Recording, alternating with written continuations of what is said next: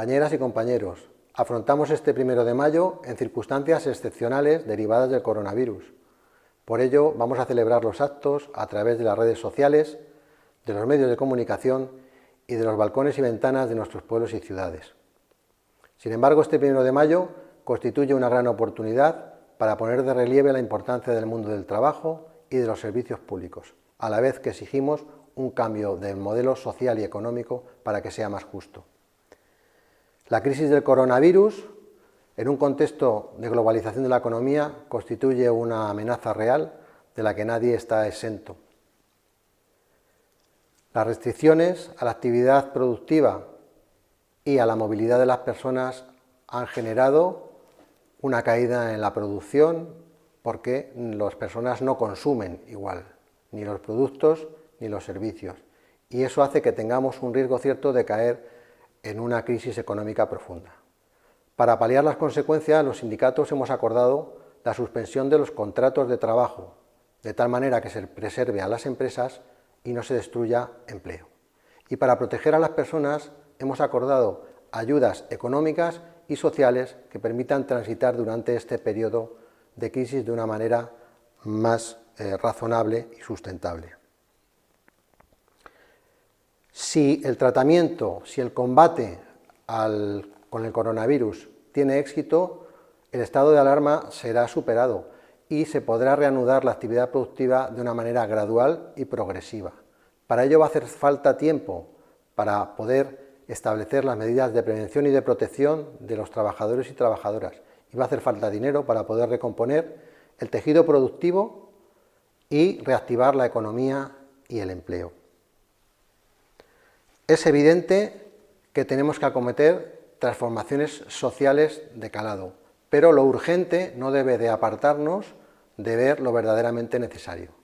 Es fundamental que podamos transformar nuestro modelo de producción hacia un modelo basado en el conocimiento, la investigación, la innovación, que apueste por una transición energética que sea ordenada y justa, que apostemos por una producción más limpia y respetuosa con el medio ambiente y con el planeta, que aporte la igualdad de derechos entre mujeres y hombres. De esta manera se conseguirán trabajos más estables y mejor remunerados. Si algo ha puesto de manifiesto esta crisis es la importancia y el valor del trabajo. Sin el trabajo no hay nada. Y profesiones que no han contado con el reconocimiento necesario de la sociedad se han puesto de manifiesto su importancia.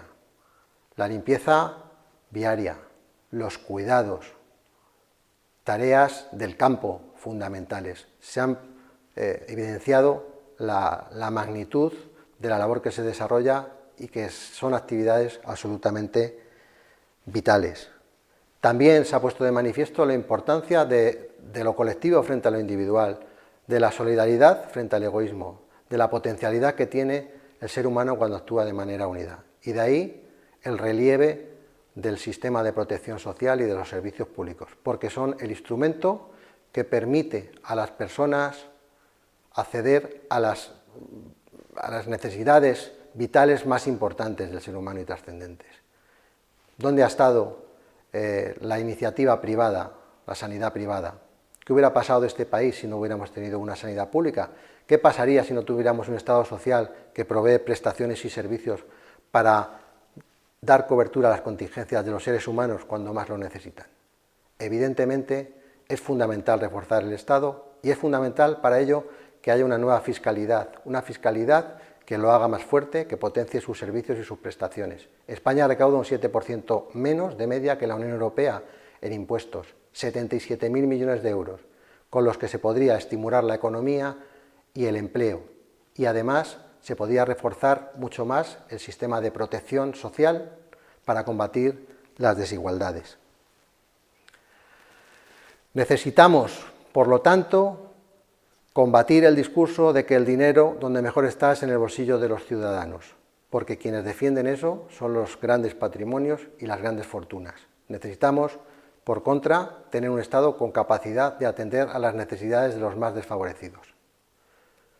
Necesitamos abordar cambios profundos en nuestra sanidad pública, reforzándola, en los servicios y en las plantillas, y también revirtiendo las concesiones administrativas que están gestionadas por empresas privadas, porque en materia de salud no cabe mercantilización posible. También tendremos que reforzar la red pública de atención a la dependencia, porque la actual ha mostrado carencias importantes. Nuestros mayores y dependientes necesitan un trato más amable y más profesional que el que han recibido durante esta crisis. Necesitamos que la industria reoriente su actividad para dar salida a productos de primera necesidad de carácter sanitario y básicos, como mascarillas o como respiradores. Y necesitamos una banca con capacidad de inyectar liquidez a las empresas para que eviten su cierre. Y por ello necesitamos una banca pública, porque la privada no está cumpliendo con su función de una manera suficiente. Compañeros y compañeras, esta situación se superará, pero vamos a necesitar que sea de una manera comprometida y compartida. Por eso necesitamos de un pacto político y social en nuestro país, porque unidos tenemos mayor capacidad. Y vamos a requerir, y requerimos la ayuda de la Unión Europea, de su solidaridad. Necesitamos que nos respalden la financiación de los ingentes recursos que vamos a necesitar. Y vamos a necesitar un plan de inversión que estimule la actividad económica y el empleo.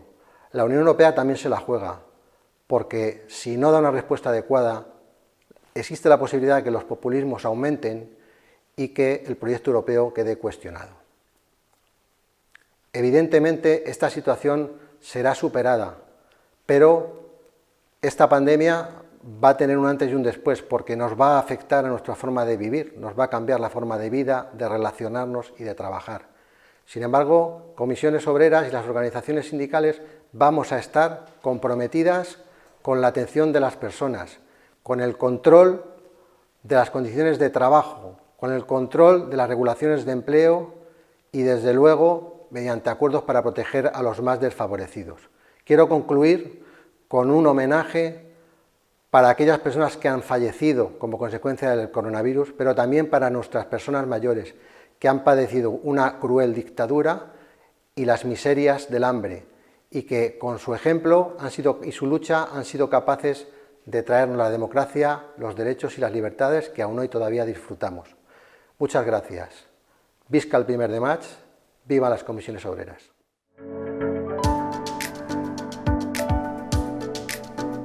Lamentablemente no llenará este año el 1 de mayo con sus manifestaciones en las plazas y las calles del mundo.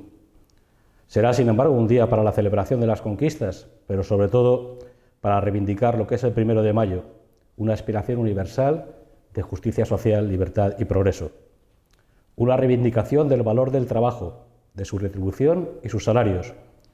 Una reivindicación que hoy se hace más presente que nunca en los hospitales, en las residencias, en la limpieza de los pueblos y ciudades, en el transporte, en la alimentación o en los medios de comunicación libres y veraces. La pandemia del coronavirus nos pone ante la evidencia de la importancia del trabajo y la solidaridad. Solidaridad que se manifiesta a través de los servicios públicos, los que son de todos, y se financian con el dinero de todos. Por eso resulta tan sorprendente y lamentable ese discurso que dice que el dinero donde mejor está es en el bolsillo de los ciudadanos. Un discurso que vacía y desprecia el bolsillo de todos, el que garantiza la sanidad, la educación, la dependencia, las pensiones, pero también la investigación, la innovación y la ciencia ahora tan necesarias. Los impuestos, una tributación justa y progresiva sobre la renta, la riqueza y la herencia, son solo el instrumento para construir esa red de seguridad y progreso social. Y su gestión debe ser eficiente y, para lograrlo, evaluada. Es por ello que desde UGT exigimos una auditoría de la sanidad pública y privada, de las residencias públicas y privadas, de su gestión en los últimos 15 años. Frente a las tergiversaciones, las medias verdades o directamente las mentiras, queremos saber qué políticas se han hecho, la verdad sobre los recortes y sus efectos.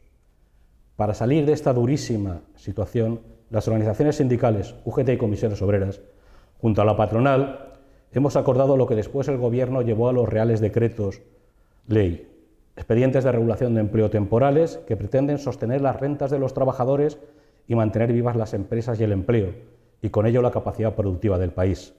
Prestaciones por desempleo extraordinarias y excepciones en las cotizaciones sociales. También ayudar a autónomos y a las familias garantizando suministros básicos y evitando los desahucios. Todo ello va a exigir un enorme gasto, una enorme inversión de las administraciones públicas, de los ayuntamientos, de las comunidades autónomas y del Estado. Para financiarlo será imprescindible el papel de la Unión Europea. El Banco Central Europeo debe comprar deuda pública de Estados y deuda privada para facilitar liquidez a las empresas y evitar la escalada en la prima de riesgo. Y el Consejo de Jefes de Estado y de Gobierno debe aprobar un sustancial aumento del presupuesto de la Unión para atender las urgencias y hacer rápida y vigorosa la recuperación económica. Si Europa acierta, no solo tendremos más y mejor Europa, sino que evidenciaremos ante el mundo que el modelo económico y social que representa, de libertad, justicia social y democracia, de estado del bienestar, es el modelo a seguir frente a otros de liberalismo descarnado o autoritarismo. Cuando superemos esta pandemia, habrá que trabajar por otro modelo económico y social, en donde ni los derechos laborales ni los salarios sean devaluados para competir, en donde los paraísos fiscales no tengan cabida y se armonice una fiscalidad que proporcione la calidad de vida que es inherente a la dignidad humana en cualquier rincón del mundo. Pero lo inmediato, aquí y ahora, es acordar los instrumentos para la deshibernación de la economía, manteniendo los expedientes de regulación de empleo temporal para que el esfuerzo realizado no sea inútil y se evite la destrucción de empleo y el cierre de empresas. También será necesaria la puesta en marcha de la renta mínima vital, que UGT y Comisiones Obreras ya llevamos al Parlamento en el año 2019 mediante una iniciativa legislativa popular que, si entonces era necesaria, hoy es urgente. Tampoco nos olvidamos de la injusta reforma laboral, ni del sistema de pensiones, ni del reforzamiento de los servicios públicos y de nuestro sistema de ciencia e investigación, ni de los recortes y el austericidio que se aplicó en la crisis financiera de 2008 con sus terribles secuelas de desigualdad, pobreza y deterioro de lo público. Este 1 de mayo hemos de rendir homenaje a los trabajadores y trabajadoras esenciales, los que cuidan de nuestra salud, los que nos cuidan en la vejez o la dependencia, los que limpian nuestros pueblos y ciudades, los que garantizan la seguridad, los que nos proporcionan alimento o los que nos informan libre y verazmente. Debemos seguir fielmente las recomendaciones del Ministerio de Sanidad para que la desescalada en el confinamiento no suponga una regresión en la lucha contra la pandemia y para que el esfuerzo realizado no sea baldío. Desde UGT vamos a seguir exigiendo que se extremen las medidas de seguridad en las empresas, que se proporcionen los equipos de protección individual y se garanticen las distancias interpersonales imprescindibles. Trabajar sí, pero seguros. Se trata de cuidarnos para cuidar de los demás. Un virus minúsculo se ha convertido en la mayor amenaza para la humanidad. En muchas partes del mundo no hay hospitales para todos, ni residencias para todos, ni seguridad, ni higiene, ni libertad de prensa, ni vale lo mismo la vida humana. La pandemia del COVID-19 ha hecho más presente, si cabe, esta realidad y se suma a las alarmas del cambio climático. Somos una especie que habita el único planeta conocido capaz de albergar la vida, cuyas artificiales fronteras no son reconocidas ni por el virus, ni por la contaminación, ni por los desastres naturales o provocados. Sin embargo, estas fronteras han venido separando la pobreza de la opulencia, la democracia de la tiranía, la libertad de la esclavitud. De esta pandemia solo cabe concluir que otro mundo social y económico es necesario, que es imprescindible una coordinación internacional para garantizar estándares en derechos laborales y salariales, un estado del bienestar capaz de llegar a todos los rincones de nuestro planeta. No queremos sistemas que nos obliguen a renunciar a la libertad y a la democracia, a la implicación de todos en el futuro de la cosa pública. Tampoco queremos ultraliberalismos en lo económico que solo favorecen a los más ricos y poderosos, que se desentienden del presente y del futuro de la inmensa mayoría de la sociedad a la que abandonan a su suerte, debilitando el papel de lo público. Queremos que nos contagiemos todos del espíritu del 1 de mayo, un espíritu en el que anida una aspiración universal de libertad, justicia social y progreso. Cuidaros. Viva el valor del trabajo, viva el 1 de mayo.